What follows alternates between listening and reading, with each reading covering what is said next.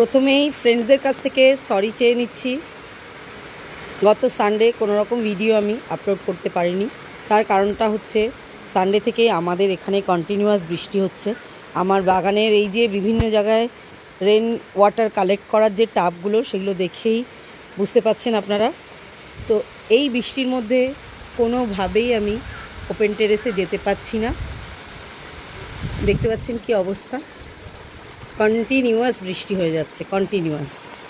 সেই কারণে দুঃখিত। তবে হ্যাঁ, আজকে একটা এপিসোড আপনাদের সঙ্গে আমি শেয়ার করতে চলেছি। Hello friends, welcome to Madhu's dream garden. এত বৃষ্টি হলে যেটা হয়, পাখিদেরও সমস্ত গাছে যে ওরা বাসা বাঁধে সেগুলো সব ভিজে গেছে। ওরাও এখন বাইরেই বৃষ্টিতে ভিজছে। আর আমার বাড়ির সামনের রাস্তাটা এমন পরিমাণে জল জমেছে, কি আর বলবো। আমার বাড়ির সামনের রাস্তার ওপারেই রয়েছে একটা পুকুর, আর পুকুরে রয়েছে মাছ। তো সেই আশায় মাছরাঙাটা বহুক্ষণ ধরে আমাদের এই সামনের যে ইলেকট্রিকের যে তারের লাইনগুলো আছে সেখানে বসে রয়েছে। আশায় আশায় আছে যদি কোনো মাছ ভেসে ওঠে জলে, তাহলে সে সেটা খাবে। একই অবস্থা দাঁড় কাকটার, ওরও বোধহয় বাসা ভিজে গেছে। এই যে আমাদের পাইপ লাইনে বসে সেও ভিজে চলেছে। ওর সঙ্গীটা আমাদের যে বাগানে যে রডগুলো লাগানো আছে তার আরেক জায়গায় বসে আছে। বৃষ্টি থামলে ওরা হয়তো ওদের গন্তব্যস্থলে আবার ফেরত যাবে। আপনাদের সঙ্গে কথা বলতে বলতেই চোখ চলে যাচ্ছে আমার বাড়ির সামনের রাস্তাটার দিকে। সেখানে কতটা পরিমাণ জল জমেছে দেখুন। যেই সমস্ত ভেহিকলসগুলো যাচ্ছে তাদের প্রায় অর্ধেক চাকা ডুবে গেছে। তো আমাদের এখানে এরমই হয়, সামনে পুকুরটা থাকার জন্য বর্ষা হলেই এই অবস্থা। প্রকৃতি তো প্রকৃতির নিয়মেই চলবে, কিন্তু তার মধ্যেও আমাদের কিন্তু যারা আমরা টেরেস গার্ডেন করি, কিছু কিছু কাজ এই বৃষ্টিতেও করে ফেলতে হবে। সেগুলো নিয়ে দু এক কথা আপনাদের সঙ্গে আলোচনা করছি। প্রথম যেটা করতে হবে, বাগানটাকে সবসময় পরিষ্কার পরিচ্ছন্ন রাখবেন। কোনো রকম নালির গোড়ায় যেন কোনো রকম পাতা বা শুকনো ডাল, কাদা, মাটি, বালি ইত্যাদি জমে না থাকে, তাহলে কিন্তু আপনাদের ছাদের খুব ক্ষতি হবে। ড্যাম পড়ে যেতে পারে। নালির মুখ বন্ধ হয়ে থাকলে জলটা স্টোর হয়ে থাকবে, তার থেকেও কিন্তু ছাদের অনেক ক্ষতি হতে পারে। তো সেগুলো কিন্তু অবশ্যই মাথায় রেখে সমস্ত ছাদের যেখানে যা নালির মুখগুলো আছে সেগুলো কিন্তু এই সময় ভালো করে পরিষ্কার করতে হবে। মাঝে মাঝে যখন আমাদের বৃষ্টিটা থামছে সেই সময় এই কাজটা করতে হবে। এটাও খেয়াল রাখতে হবে, বৃষ্টিতে কিন্তু ভেজা চলবে না, ছাতা মাথায় বা বর্ষাতি পরে কাজটা করতে হবে। এবার আরেকটা ব্যাপার লক্ষ্য রাখতে হবে, এই বেশি বৃষ্টিতেই কিন্তু বোঝা যায় যে কোন পটটার ড্রেনেজ ব্যবস্থা ঠিক নেই। আমার এই যে দেখতে পাচ্ছেন সবেদা গাছটায় প্রচুর পরিমাণে ফুল হয়েছে, কিন্তু টবের অবস্থাটা ভালো না। মনে হচ্ছে প্রচুর রুট বাউন্ড হয়ে গেছে।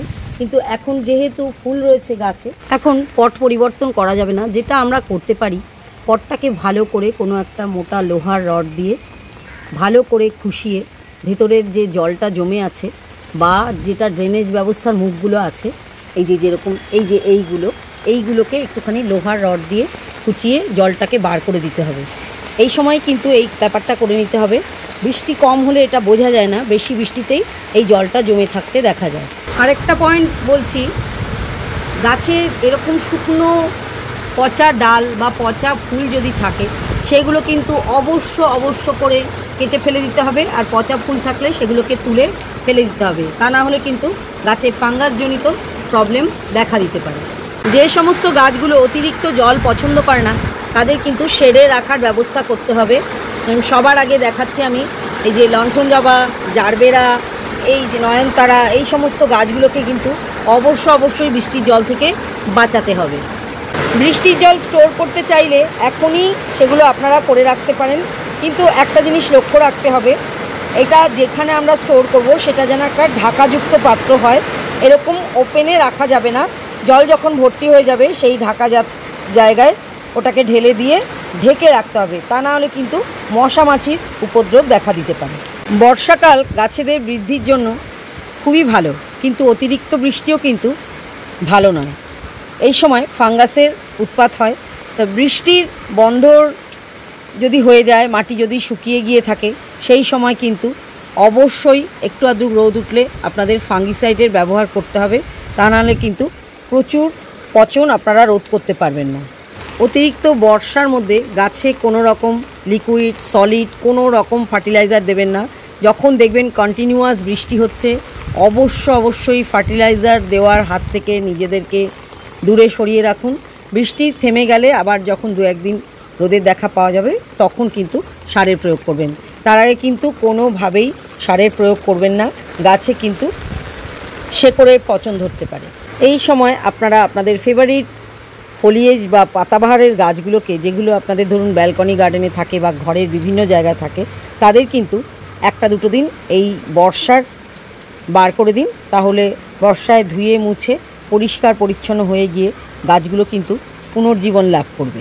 বর্ষাতে গাছে আলাদা করে জল দিতে হয় না, সেটা আমরা জানি, কিন্তু একটা জিনিস লক্ষ্য রাখতে হবে, যেই সমস্ত গাছগুলো এই রকম বুশি হয়ে থাকে তাদের কিন্তু গাছের গোড়ায় খুব একটা জল পৌঁছয় না। যেমন আমার এই মাধবীলতা গাছটা, এটা এতটাই ঝাঁকড়া যে গাছের পাতার ওপর দিয়ে জলগুলো পড়ে নিচে চলে যায়। এই টাবটার মধ্যে এক সময় দেখি শুকিয়ে থাকে। তো এটা কিন্তু লক্ষ্য করে অবশ্যই সেই সমস্ত গাছগুলোতে আপনাদের জল দিতে হবে। অতিরিক্ত বর্ষার মধ্যে নতুন কোনো কেনা ছোট গাছ কিন্তু আপনারা রিপোর্টিং করতে যাবেন না। বর্ষাটা যখন একটু ধরে আসবে, একটু কম বৃষ্টিপাত হবে, তখন কিন্তু সেই গাছগুলোকে রিপোর্টিং করবেন। ছোট ছোট গাছের চারা বসালে এই সময় এগুলোকেও কিন্তু বর্ষা থেকে বাঁচিয়ে রাখবেন। অতিরিক্ত বৃষ্টিতে কিন্তু ছোট চারা কখনোই ভালোভাবে থাকবে না, পাতায় পচন ধরে গিয়ে চারাটা নষ্ট হতে পারে। অতিরিক্ত বৃষ্টির মধ্যে আরও একটা কাজও করবেন না, সেটা হচ্ছে ডাল কাটা। যে কোনো ডাল কাটলে সেই গোড়ার মুখটা খোলা হয়ে থাকে, তো সেই সময় ফাঙ্গিসাইড দিলেও সেটা ধুয়ে চলে যায়। তো আপনারা যখন দেখবেন যে বৃষ্টিটা একটু কমে এসছে, তখনই কিন্তু এই সমস্ত কাজগুলো করবেন। বর্ষাকালে যেরকম পার্মানেন্ট গাছগুলোর সামগ্রিক বৃদ্ধির হার অনেকটাই বেড়ে যায়, কিন্তু তার সঙ্গে সঙ্গে অ্যাটাক করে বিভিন্ন রকমের পোকামাকড়।